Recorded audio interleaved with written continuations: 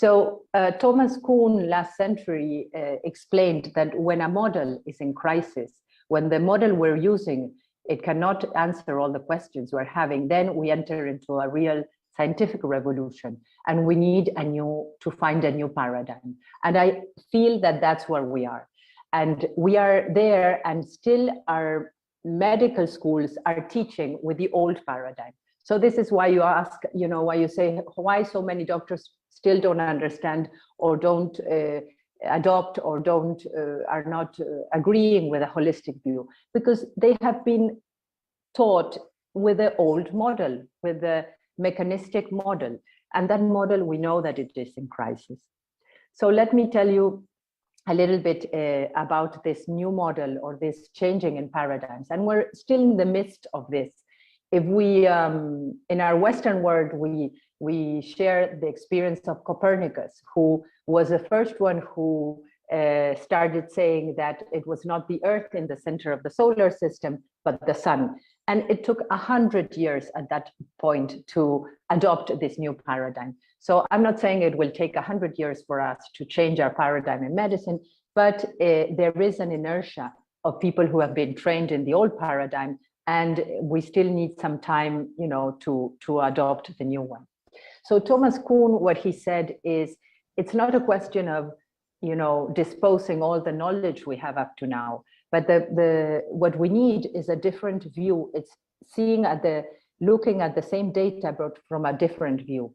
And he made the point showing this diagram. He said, if you look at this picture, is it a duck or is it a rabbit? And it all depends on how you look at it. So this is his proposal, that we look at the same disease, at the same disease process in a different way. So let me try to seduce you to, or invite you to think about this new paradigm, which is not about just a change in, it's just changing. I'll talk a lot about the psychoneuroimmunology paradigm, and it's not just about the psychoneuroimmunology paradigm, but during the last century, there are several theories that have come up that really are changing the way we're seeing life. And we should apply these to medicine as well. So one is the complexity paradigm. And I will briefly talk about each of them and how they are affecting our view in medicine. The other one is the systems theory. The stress theory and the allostatic load, that's a huge theory that we need to integrate in our pathophysiologic explanations of how we get sick, and the chaos theory. So just to say a few words about each one. So the complexity paradigm tells us that we cannot continue thinking about factor A plus B equals C. We cannot continue thinking in a linear way. It's not only smoking that causes cancer, it's smoking with some other factors. And this explains why people who smoke get sick, get cancer, and some don't, or why people who smoke get cancer 20 years after quitting. So, so this is the first complexity paradigm, tells us about a multifactorial. We need to look at many factors at the same time.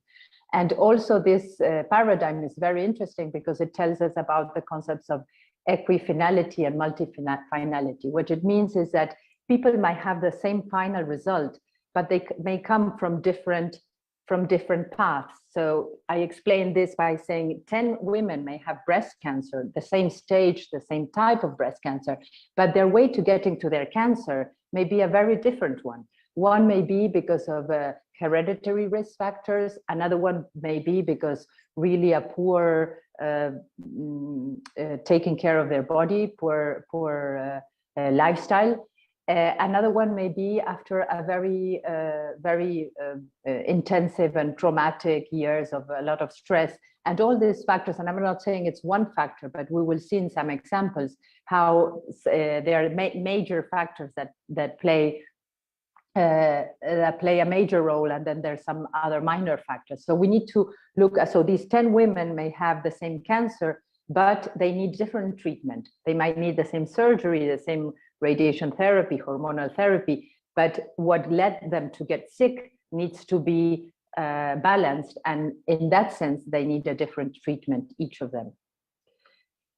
So the systems theory also tells us that we are part of we live in a systemic type of structure. So in every system, there's different levels of organization with different functionality. So we think our cellular level, a molecular level, it's one way of functioning. But as soon as those cells come together and form a tissue or an organ, oh, I'm sorry, this is in Spanish. I didn't realize I left my my slide in Spanish.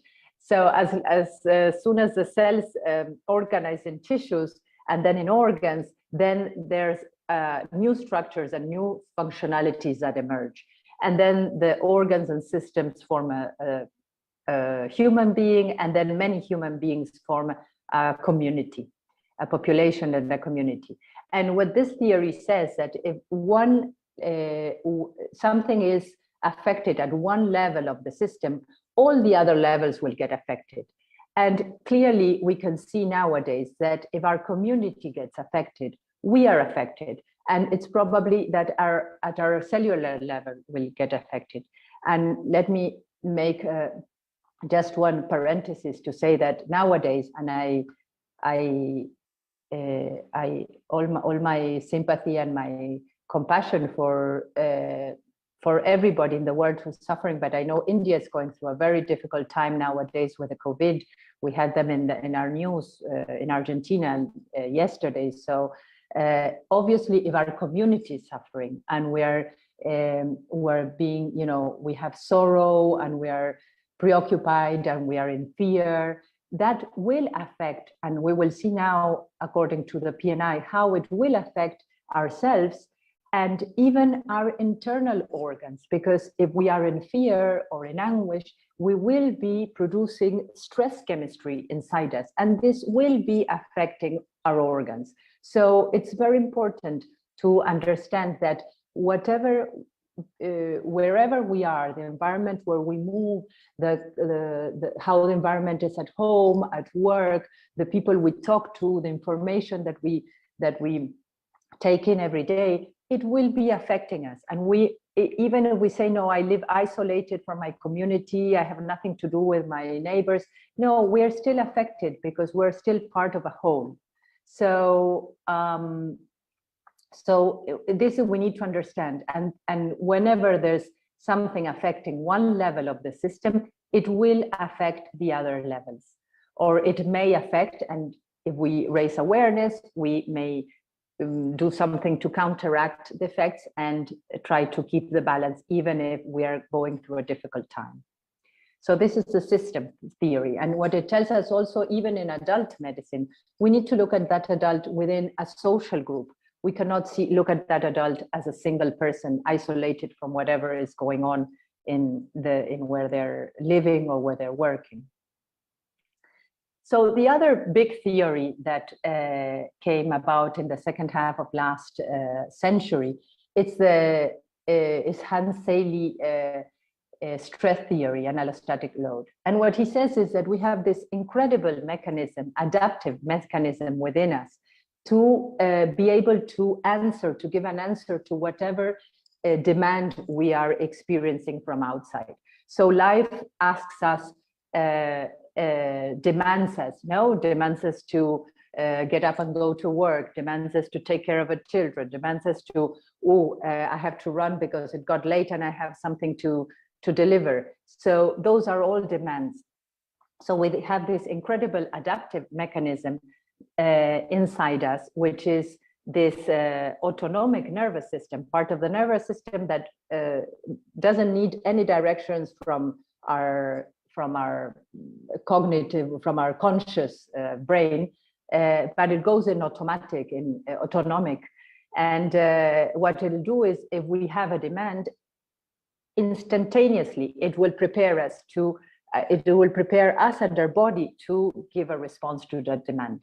So that is how we can adapt to give response. So for example, I realize that it's late and I have to run to get somewhere. So inside myself, I will be pressing without thinking, I will be pressing like a gas pedal. If you're in a motorbike or in a car, you have the gas pedal and the brake, the gas pedal and the brake. Okay, inside I will be pressing on that gas pedal, which will instantaneously activate a whole myriad of activities within my body to prepare me for action, to prepare me for demand. So my heart will start beating faster to get more blood to my muscles.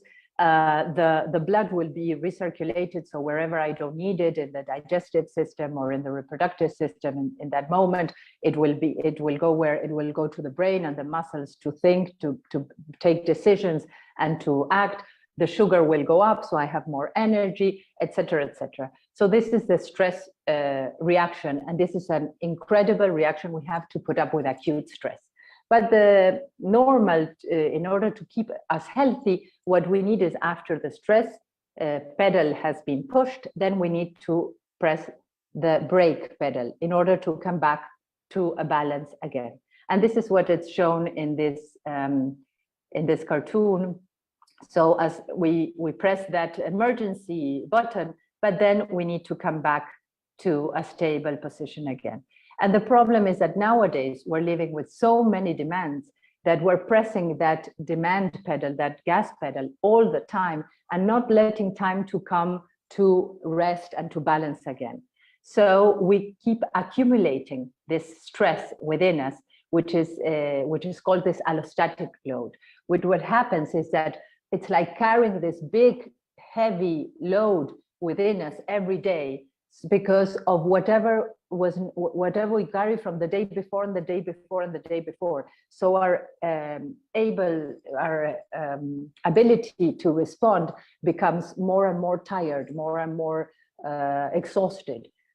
So we are at the long run, we are less capable of answering to give an answer to demands. And this is when we get vulnerable to get sick, because our system shuts down and says, I cannot answer any more demands. So this is physically what happens in the stress response. And here in this slide, I explain what it happens chemically. So that demand, what I'm talking about, pressing that gas pedal, is like activating all the sympathetic route and producing adrenaline and noradrenaline in order to activate myself with increased heart rate, increased blood pressure and sugar and everything in order to give an answer. And at the same time, our hypothalamus will be activated, and it will reactivate all the hypothalamus, pituitary, adrenal HPA axis, producing cortisol. And cortisol will also add, as I said, to glucose mobilization, intravascular volume, etc. So the three main hormones are the ones that take the information of the stress reaction into each of the cells through the chemicals, through these chemicals, cortisol, adrenaline, and noradrenaline. So this is an excellent mechanism because very rapidly the information gets to the cell. But the problem is when we keep pushing on that gas pedal again and again, and then we have raising levels of cortisol, adrenaline, and noradrenaline in our system, and especially cortisol, which is very in the chronic, in the acute stress reaction, it may be very useful, but in the long run, it affects a lot our immunity and our capability to respond to external demands. So basically today, what we think is that cancer is not that cigarette causes cancer, but it's extreme environmental pollution with carcinogens like the cigarette smoking, but also like sunlight through this ozone holes that we have. We get more straight sunlight, and a lot of the chemicals we get through the food, the pesticides, radiation material that are bombarding us, and our immune system has to be keeping us away from those or cleaning them from those. But if at the same time we're living this very demanding life, we are not able to get to balance and repair the cells. So it's a combination. We think that cancer is multifactorial in the sense that we're living much more bombarded by pollution and living in a stressful way, which does not allow us to heal. Therefore, this is the lethal combination. It's not one factor, but it's a combination of being more exposed to carcinogens and living a lifestyle that does not enable our immune system to work properly.